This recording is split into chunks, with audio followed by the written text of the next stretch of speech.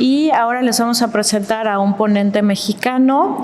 Les recordamos que esta sede se encuentra en la ciudad de San Francisco de Campeche y estamos en este encuentro titulado Puentes culturales y paisajes marítimos, Cádiz y el seno mexicano, panorama naval y comercial en el ámbito iberoamericano. Bueno, les presento al historiador Abiud Pisa Chávez, quien nos va a presentar algo sobre la introducción de mercaderías extranjeras en el puerto de Campeche durante el siglo XIX, evidencias desde los materiales provenientes de contextos arqueológicos subacuáticos.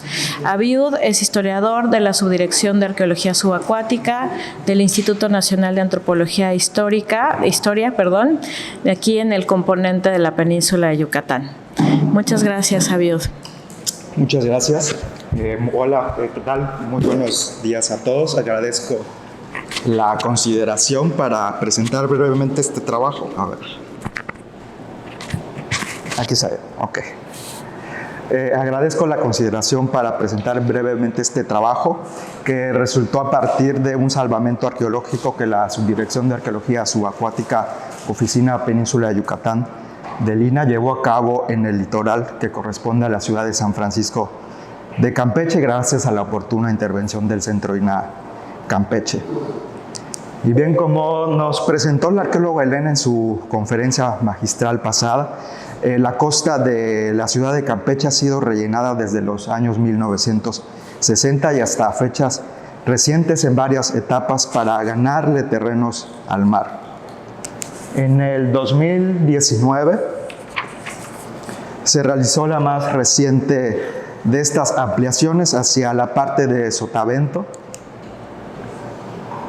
que corresponde a la playa del barrio de San Román, área que tiene una gran importancia ya que se tiene fuentes que en esta área se estableció el astillero o las atarazanas reales, en donde se construyeron barcos para la carrera de Indias y para la Armada Española. Uno de tantos fue el navío Nuestra Señora de Guadalupe de la flota de los Azogues de 1724, que naufragó en Santo Domingo, en el Caribe, que también nos platicó la arqueóloga Elena en su conferencia.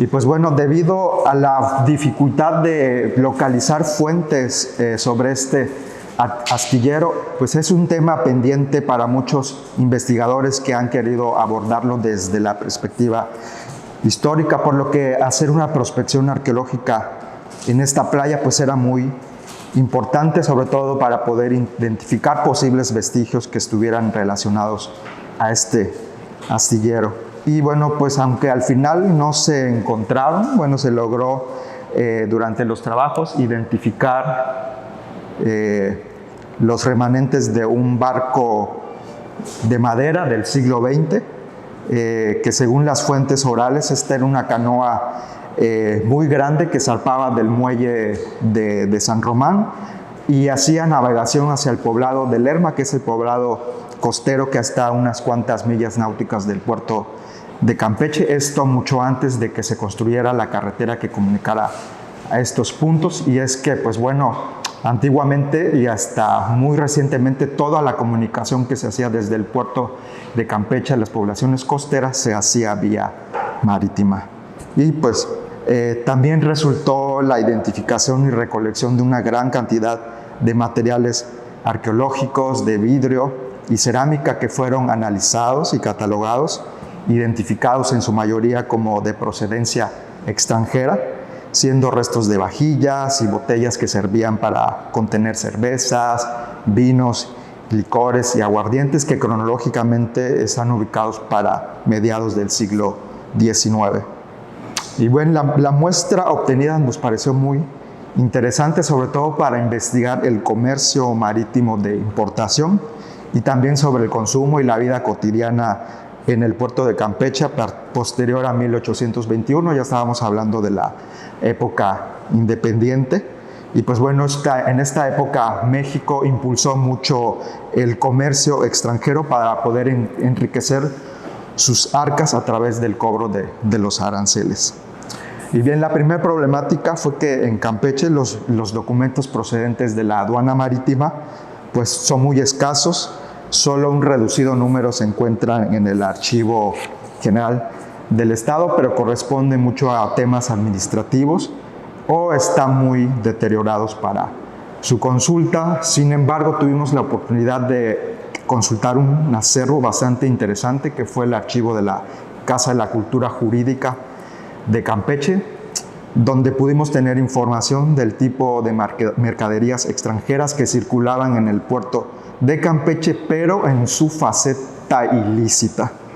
Fue interesante porque pudimos conocer además parte de la dinámica del contrabando en el puerto, donde todos los habitantes, desde las autoridades, los comerciantes y la gente de los barrios extramuros, participaba en esta actividad. Y los expedientes analizados tratan de decomisos de mercancías, en su mayoría extranjeras, que no estaban declaradas en las guías o en los manifiestos de las embarcaciones. La razón era porque se intentaba introducir de contrabando, era porque por los altos impuestos arancelarios o porque en las leyes, estas leyes arancelarias también eran productos que estaban prohibidos al comercio. Otros casos también tratan de cateos a establecimientos comerciales, donde se había denunciado que existía mercancía ilícita, y también a los corredores y venteras. Estos iban en carretas o en sus canastas y pues llevaban mercancía que se sospechaba que eran de procedencia ilícita. Estos generalmente ofrecían losas finas, telas, encajes y bisuterías que eran muy demandadas por la gente, sobre todo de los barrios extramuros y de los sectores populares. Esos productos que ya estaban circulando en la ciudad era porque por las noches llegaban las canoas hacia donde fondeaban las embarcaciones en el puerto, descargaban el contrabando e inmediatamente los dirigían a las playas cercanas para esconder estos productos.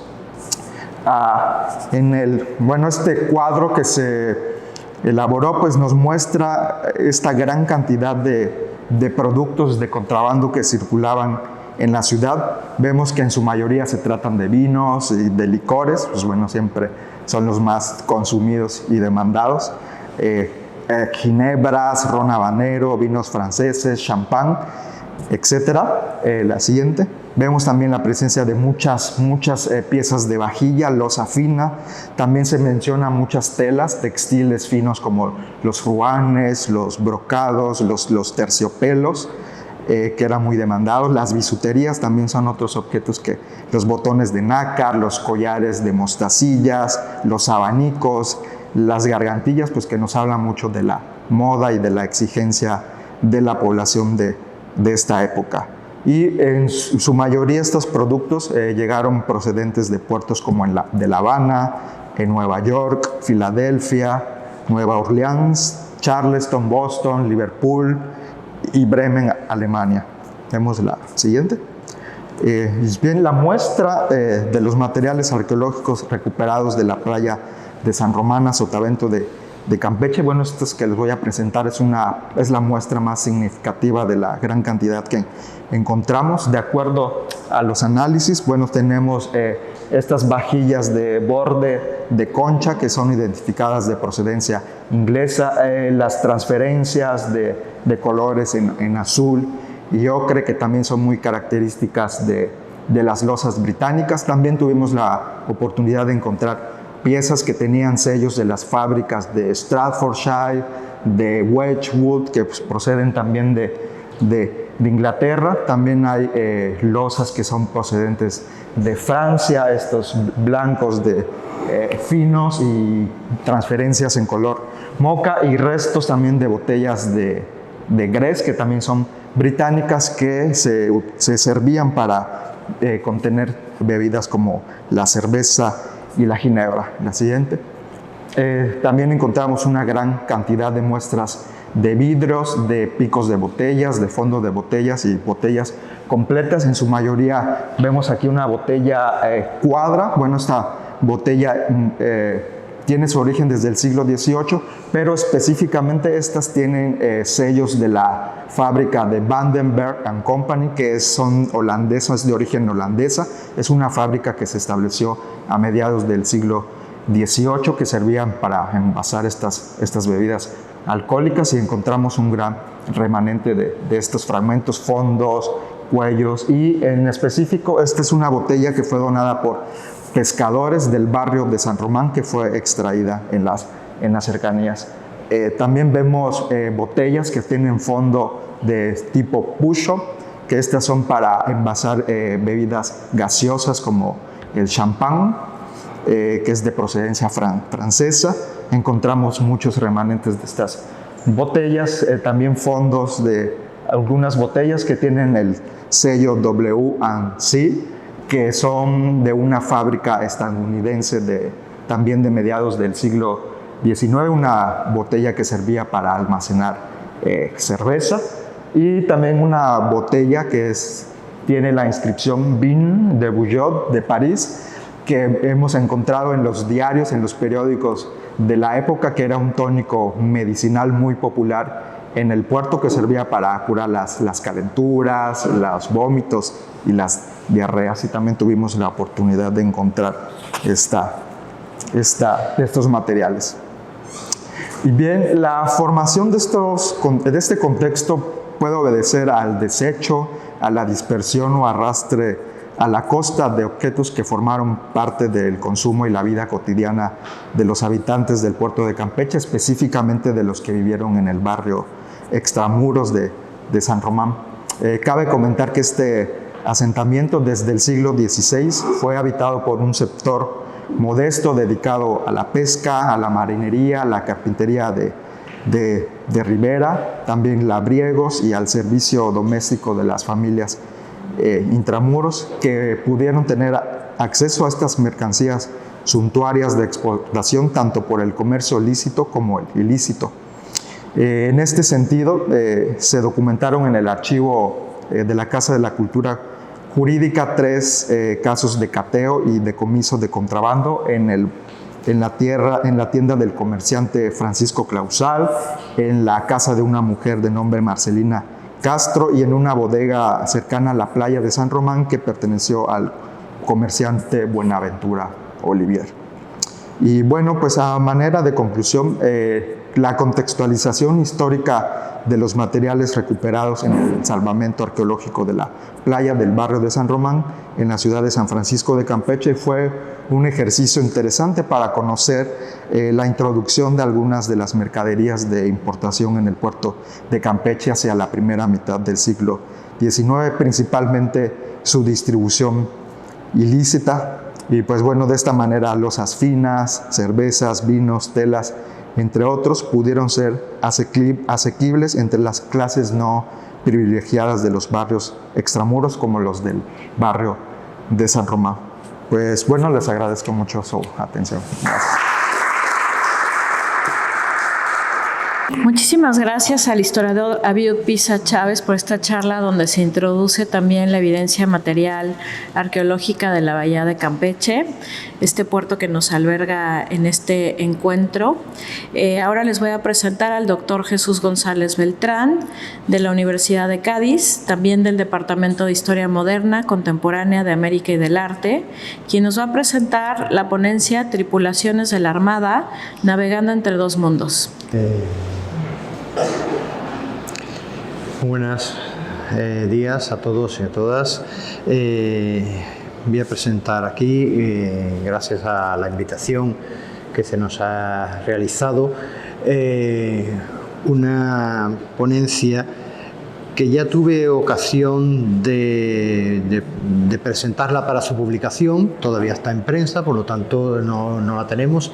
Es un adelanto a esa publicación, donde vamos a hablar de las tripulaciones de la Armada en la época del siglo XVIII. El siglo XVIII trae toda una serie de reformas, y una de ellas es la reforma de la Armada.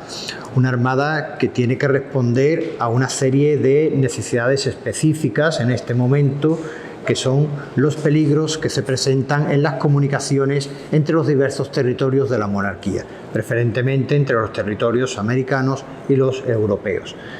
dentro de estas reformas vamos a ver cómo se van a establecer matrículas para reclutar a la marinería que necesitaban los barcos, etc. Entonces, quería incidir en esta cuestión porque cuando hablamos de los barcos de la Armada, generalmente siempre nos acordamos de los oficiales de la Armada que los dirigen. Hablamos de Luis de Córdoba y Córdoba como el que dirigió la Gran Armada que hace el apresamiento de 1780, o hablamos de Alejandro Malespina y Juan de Bustamante en su gran expedición de reconocimiento, o hablamos del heroísmo de Churruca y de Alcalá Galiano en la batalla de Trafalgar. Pero esta gente, estos oficiales de la Armada, no iban solos, van con toda una serie de tripulación. Los barcos de guerra de la Armada en este momento, pues dependiendo del porte, pues pueden llevar desde las fragatas, que llevaban aproximadamente unos 300 hombres, hasta un navío de 3 puentes y 70 cañones que llevaban unos 500 hombres, hasta los grandes navíos que podían llevar hasta una tripulación de 1000 hombres. Y estamos quedándonos exclusivamente con esas personas, esos oficiales de la Armada que dirigían los barcos. Pero yo quisiera saber qué sabemos de Juan de los Santos, de Francisco Barreda Fernández, de Gregorio González Río, de Lorenzo Sánchez Trebello. Lo vemos como una serie de personajes que eran tripulantes, marineros, grumetes, que van que son totalmente necesarios para estos navíos. Entonces, a mí me ha llamado la atención esta cuestión y he querido, pues, sacar de alguna forma a este grupo de la invisibilidad, porque generalmente ha sido muy poco estudiado. Entonces, pues va en esta línea de las tripulaciones de la Armada.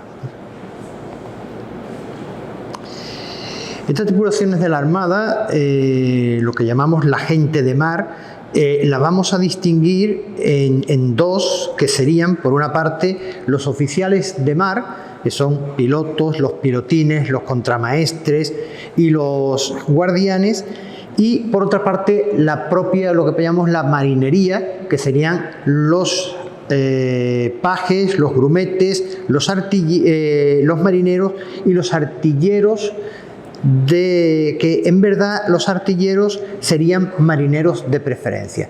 Están haciendo en el barco labores tanto de marinería como en un momento dado la van a servir de esto. ¿Qué fuente hemos utilizado para hacer el estudio de este personal de la Armada? Pues generalmente lo que hemos utilizado son los testamentos que realizan en la Escribanía Mayor de Marina de la Isla de León, en San Fernando, Cádiz, entre los años 1760 y 1800, esos 40 años finales del siglo XVIII. No nos sale un trabajo que podríamos llamar localista, porque en este arsenal van a recalar los barcos de la Armada con tripulaciones que son de todo el ámbito geográfico de la monarquía. Ahora vamos a ver esa distribución. Por lo tanto, los datos que sacamos no son de la marinería de un lugar concreto, sino de la marinería de la Armada general en la España de finales del siglo XVIII. ¿Pasamos?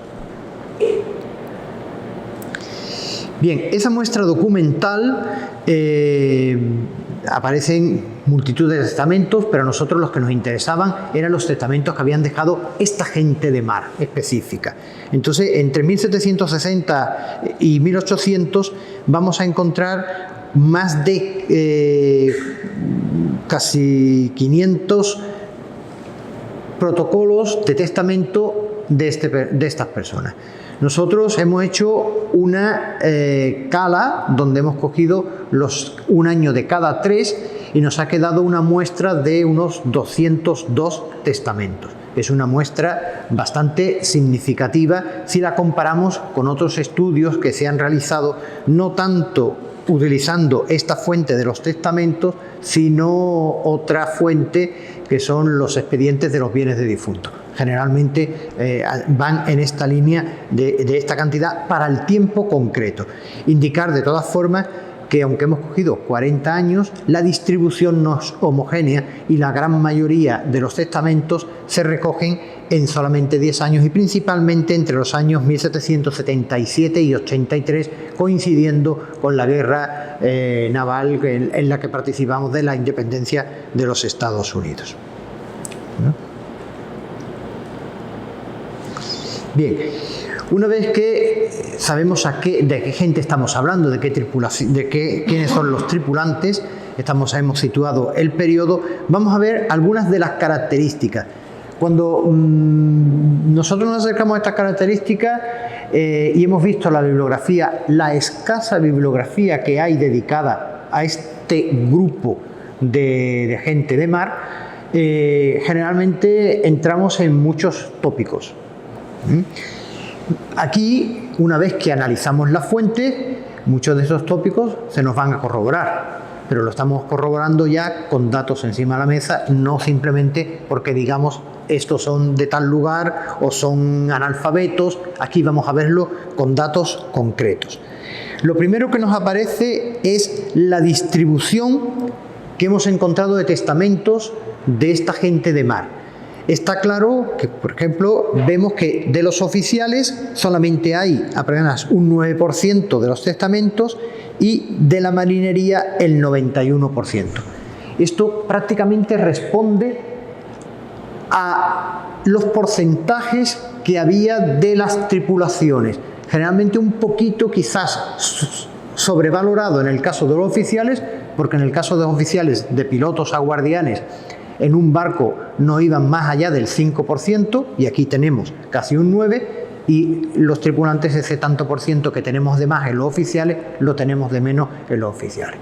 Pero la diferencia no son abismales. O sea, prácticamente podemos decir que lo que hemos detectado es la existencia prácticamente de cuál era la estructura de estos dos grupos, oficiales de mar y marinería, dentro de un barco.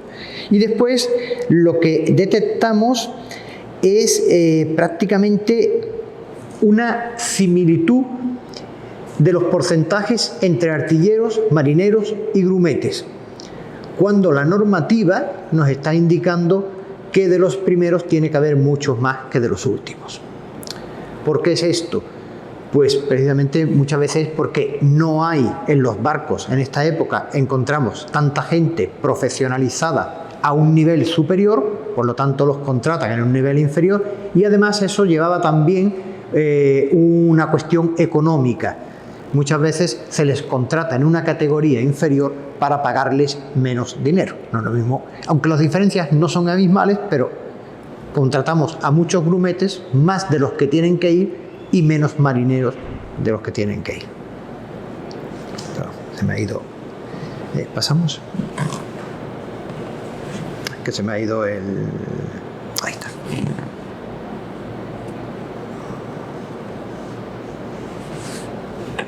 Vamos a ver, lo tenemos y vamos por este de aquí. Bien, lo vemos aquí. Bien, aquí vamos a ver dos cuestiones. Una es de dónde estaban estos marineros, que se trata generalmente de una población flotante. Una población flotante, porque como ya he dicho, son gente que estaba enrolada en los barcos. Momentáneamente han recalado en el arsenal de la Carraca, en Cádiz, y la mayoría de ellos, cuando hacen este testamento, se encuentran enfermos. Prácticamente 90%, 91% de ellos están haciendo el testamento en el hospital. Por eso lo es. Y otra cuestión que quería recalcar, que es algo que ya sabíamos, el hecho de que estos marineros eran analfabetos la mayoría, pero aquí tenemos los datos según la cuestión clave de si firman o no firman en el testamento. Vemos en este caso cómo a medida que bajamos en el escalafón, el analfabetismo de los miembros de la tripulación es mucho mayor. En los oficiales hemos visto que, o vemos aquí en el cuadro, que en la oficialidad el 50% firma o no sabe firmar, pero en el caso de la marinería estamos en torno a un 80%. Por tanto, vemos que está, y que además se nota a medida que bajamos en el escalafón, de preferente artillero, marinero, grumete, vamos bajando en ese nivel de alfabetización. Cogemos la siguiente. Bien. En este cuadro vamos a ver el hecho del estado civil que presenta la marinería, ¿no? Generalmente nos estamos encontrando que se trata de una marinería donde predomina la soltería. Prácticamente el 60% de ellos son solteros. Pero a pesar de eso nos sale un número elevado de casados y viudos. Por lo tanto, vemos que esto nos llevaría a ver otro dato que no aparece en los testamentos, que lo echamos mucho de menos, que es el de la edad de las tripulaciones. El hecho de la soltería nos está indicando quizás una edad bastante corta, pero sí es cierto que el hecho de que haya todavía un elemento importante de casados, estamos viendo que a lo mejor la edad no era tan corta como se esperaba en la época. Incluso en una cuestión que tengo planteada, pero que no aparece aquí en la presentación, he visto los que están casados, si ponen, por ejemplo, el año que estuvieron casados, desde cuándo están casados, y muchos de ellos llevan 15, 20 años de casados, con lo cual estamos viendo una tripulación que puede tener más de 40 años en muchos casos. Bien, pasamos al siguiente. Bien, en esta diapositiva vemos la procedencia de las tripulaciones de la Armada. Como he dicho, es algo que puede ser bastante creíble de cuál era la estructura de procedencia geográfica en la Armada, ya que, como hemos comentado al principio, no se trata de una fuente de carácter local, sino una fuente que recoge todos los que en ese momento llegan a la bahía, van al hospital por cualquier cuestión. ¿Qué es lo que estamos viendo en este caso? Pues lo que estamos viendo es que preferentemente hay una gran cantidad de marineros que proceden de la zona norte de España, desde Galicia al Cantábrico, y principalmente de Galicia. Pero no son tan abundantes en este sentido como se pensaba, que se decían que casi todos eran de esa zona, porque vemos la importancia que también tiene toda la zona del Mediterráneo. Principalmente dentro del Mediterráneo, las Baleares, como aportar hombres para la Armada. Y lo que nos extraña, en cierta forma, es el escaso número de andaluces, principalmente del sur, que aparecen en estas armadas, creo que por una cuestión de la posibilidad de enrolarse con mayor facilidad y ganar más dinero en el tráfico marítimo comercial que no en el de la Armada. Pero todas estas cosas también habría alguna vez que plantearlas. ¿Seguimos? Bien.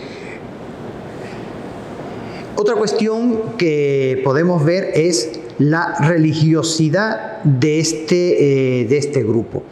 La religiosidad, siempre se ha dicho que la gente de mar es muy religiosa. ¿Ves? En este caso, el testamento, prácticamente el único dato que nos da sobre la posibilidad de una mayor o menor religiosidad es el dejar un mayor o menor número de misas. Siempre teniendo en cuenta que el dejar unas misas señaladas conlleva un gasto y que la economía de muchos de estos marineros era muy limitada. Entonces, por eso vemos cómo la mayor parte de los miembros de este sector dejan entre 1 y 20 misas. Dejan poquitas misas. Pero recordar, porque va con la cuestión económica. Cada misa solía costar aproximadamente unos 4 reales, pues estamos hablando de 40, 80 reales en lo que dejaban señalado para las misas. Además habría que pagar el entierro, etc. En general aquí nos sale la media. Como vamos muy rápido, pasamos. Bien. Otra característica es el hecho de estar haciendo un testamento y nos encontramos con gente que está, como hemos visto, de orígenes geográficos muy diversos y por lo tanto están lejos de sus lugares de origen. Y a la hora de establecer quién va a gestionar su testamento, pues establecen a veces gente que no es de la familia. Hemos hecho la diferencia entre solteros, casados y viudos, porque cada uno de ellos incide en los albaceas que podríamos llamar distintos. Vemos, por ejemplo, cómo los solteros hacen hincapié sobre todo en lo que tienen más cercano en ese momento, que es el personal del hospital. Y en segundo lugar, en los compañeros. Mientras que los casados, que están quizás podemos decir más arraigados, dejan principalmente a los compañeros de tripulación y a la familia. Entonces vemos cómo hay diferentes opciones de almacenazgo según fueran solteros o casados. ¿Sí? Sí. Bien, ya vamos terminando. Bueno, otra cuestión que vemos en los testamentos, y una de las razones por la que hacen testamento una gente muy pobre que teóricamente no tendría por qué dejar nada, es porque a todos ellos le debe los sueldos el rey, la hacienda real. Y en nuestro estudio hemos visto cómo a medida que pasan estas décadas, de 1760 a 1800, cada vez la hacienda real debe un mayor número medio de meses. Vemos aquí como en la primera década, 1761-1770, la media de meses adeudado era de 8, pero en 1791-800 ya deben 18 meses de media. Hay gente a la que le deben casi 4 años de sueldo. Bien. Y ya para ir, una última cuestión, seguimos a la siguiente, es el tipo de herederos, donde otra vez más vemos la diferencia si el testador es soltero o si el testador es casado. Aquí a la hora de testar la legislación es muy clara, hay unos herederos forzosos y que se notan en estas cuestiones. Vemos, por ejemplo, como en el caso de los solteros mayoritariamente dejan como heredero a los padres, mientras que los casados dejan principalmente a los hijos. Pero esto es porque la legislación lo establece así. Seguimos. Y ya para concluir, pues indicar bueno, lo que venimos diciendo, el hecho de una escasez de estudio sobre este grupo de invisibles, que habría que incidir en ello, y recalcar algunas características concretas, como puede ser el hecho de su analfabetismo, principalmente en los grupos más bajos, un origen geográfico muy disperso. Yo solamente he incidido sobre todo en los mayores, en los del norte y en los del Mediterráneo, pero no hay que olvidarnos que aparecían ahí en la tabla, aparecían unos grupos muy pequeños, pero había también tripulaciones, miembros de la tripulación de origen americano, de origen filipino, incluso europeos. Muy pocos, pero también estaban. Bueno, y con esto pues creo que es un esbozo de lo que podemos ir avanzando en esta línea, que creo que es una línea interesante de investigación a ambos lados del Atlántico. Muchas gracias.